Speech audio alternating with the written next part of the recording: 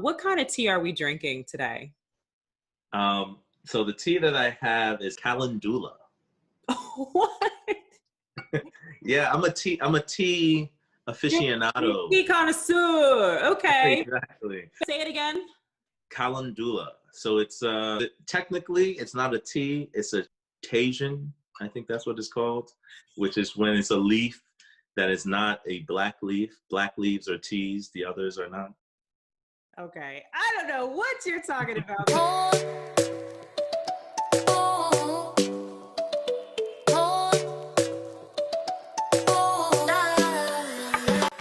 Welcome to Tea Time with the Sweets. The Sweets is an exclusive business community for executives and entrepreneurs of color who are navigating the C-suite and looking for strategic connections and resources to scale their businesses. My name is Shimite Obialo, founder of the Sweets and host of Tea Time. I'm a corporate finance attorney, business advisor, and entrepreneur. And for the last 7 years, I've worked with US-based businesses at corporate firms in New York City, helping businesses to scale all the way from seed stage to sale or even an IPO exit. I'm so excited to be introducing to you Tea Time, a conversational series where I invite guest speakers, investors, executives, and thought leaders to opine on recent business news and the implications for entrepreneurs and business executives. And for our first episode, I am thrilled and privileged to be welcoming my good friend, Chinedu Enekwe. Chinedu is co-managing partner of O21 Capital, a $50 million seed fund investing in the future of commerce for the next generation of internet users. He's got 7 years of experience in venture capital, and he's invested in leading companies like Lyft, Koji, and Emerge. Welcome, Chinedu. Thank you for having me, Shimite. How are you? I'm good. I was reading about a new a phenomenon that was occurring in 2020, and that is the rapid decline of viewership of traditional television, or linear television, as they say. And what follows from that is, of course, a decrease in advertising. Except for cable news networks, which also a big boost in audiences during the presidential election, every major broadcast network and most cable channels suffered major ratings declines, according to Nielsen. CBS, which is the top network, saw a 21% decline in viewers. And TV advertising, by extension, decreased 15% in 2020. And compare that to 2019, where it dropped just 2.5%. As a personal anecdote, I don't subscribe to any cable network, and I can't remember the last. I think going to my parents' house is the only time that I'm actually watching traditional TV. So you're a cord cutter. Exactly, I'm a cord cutter. You're the cord cutter that everyone's been chasing. That's so you're that demo. I'm that. I mean, I don't even say I'm a cord cutter, because when I moved out of my parents' home and I started actually like watching TV and, subscribing to things on my own, I got an Apple TV. So I never really had cable to begin with. So, wow. Yeah. And I think that's a lot of millennials. That's the trend for a lot of millennials. In terms of this concept of cord cutting, 6 million people cut the cord in 2020. And so that reduced the number of cable subscriptions to about 77 million. I don't know if that's like something that resonates with you. It is. It's actually very dramatic in terms of what people are signaling. But I guess it's one of those things where it's long overdue for people who are watching the space, right? Because all the components have been there, and COVID-19 has been an accelerator of existing trends. So I was thinking about some of the specific reasons why we saw the decline that we did with TV viewership in 2020. Live sports. Some sports viewers are least likely to cut the cord, and yet we saw such dramatic decrease in viewership for live sports. Why was that? Live sports is an extension of the live experience, right? So we saw less people actually going to the games or participating because the crowd reduction for COVID-19, which then meant there were less bars being open. So a lot of the viewership of live sports happens not inside the home, it happens outside. So once you take away the social element of sports, that's really the effect I believe we saw. My boyfriend, I noticed that I would see him watching YouTube and watching like NBA games on YouTube, or he would be watching Sports Center recaps of games. So even with him, who's like a really big sports fan, I think he found that he was willing to forego, some of the fulsome content you're getting through, watching on cable, with sort of getting the highlights on the streaming platforms. It's 100% true. I remember being a teenager, I would wake up in the morning and watch Sports Center, and the packages they recycle, right? Similar to, short segments, maybe 24-minute segments, and then they would do it all over again. But I would stay and watch the segment over and over again, but I don't have to do that anymore. I could just go to YouTube, watch Shannon Sharp break down and go crazy, or watch Stephen A shout at the top of his lungs. I mean, half those people you named, I have no idea who they are. I don't really watch sports. But I do watch a lot of drama, scripted TV. And for me, I am a huge fan of Netflix and the realities of the original programming that they were pumping out. I think is another testament as to why people have shifted away from the linear traditional TV. They're just not creating the same level of content. And certainly in 2020, you just didn't see that because a lot of the studios shut down. They didn't have that same backlog, that same portfolio of content available. From a television watcher, content consumer perspective, Netflix is giving you all the feels, right? I'm a fan of the Bridgertons myself. So. Yeah, I saw that and I said, their deal with Shonda is, so I couldn't look at the series and not think of how the scoop of ABC losing Shonda Rhimes to Netflix was a depiction of the power shift away from linear TV to the streaming platforms. Yeah. And with Shonda Rhimes having delivered some of the most profitable content for the last decade for television. Yeah. Private Practice, How to Get Away with Murder, Scandal. She is prolific. Yep. Yeah, she's prolific. And so when I was watching that, all I could think of was, wow, the power has shifted. The best writers, content producers are seeking a Netflix deal rather than going on broadcast television. And broadcast television for the life of television has been the holy grail. So what I'd like to understand is, what are the major trends? I mean, I think we've talked around it, but what are the major trends in terms of, where people are looking and watching, and by extension, where business owners, advertisers, brands should be directing their money toward? The major trend that we saw last year that has been building over time as a Trojan horse is the connected TV. Televisions are now connected to the internet, and by and large, that will be the trend for the next 10 years. So that's Apple TV, that's Roku, that's Amazon, Fire Stick, all of those devices that allow us to essentially watch TV or stream content looking at a big TV screen. And I think this speaks to something that you mentioned to me before, that technology continues to evolve. And what has happened is that content producers keep on looking for different mediums that are different technology platforms that can distribute their content to their audience. That's a very big trend. And then the overarching trend we're seeing here is people's attention are migrating to multiple screens. So not just the television screen, you have the phone screen, you have the laptop screen, you have the iPad screen.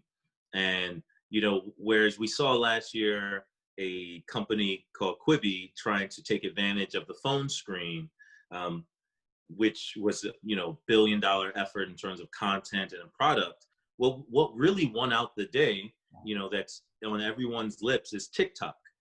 The kind of attention-grabbing content that MTV provided is what TikTok is providing. And all the TikTok clones that have emerged across the social media ecosystem of Spotlight which is Snap's version, or Reels, which is Instagram's version, or Facebook's version. And all of these platforms form this kind of attention economy around television or screen. But I think one of the most compelling applications of this new attention economy has been Verzuz, which was like a cultural phenomenon where two producers of music just played their portfolio of music against each other to the point where it became an actual performance and concert level. You started seeing Oprah enter the chat. You saw, oh, really? Michelle Obama enter the chat. Is the older generation started to tap into these sort of alternative user-generated content productions like Verzuz.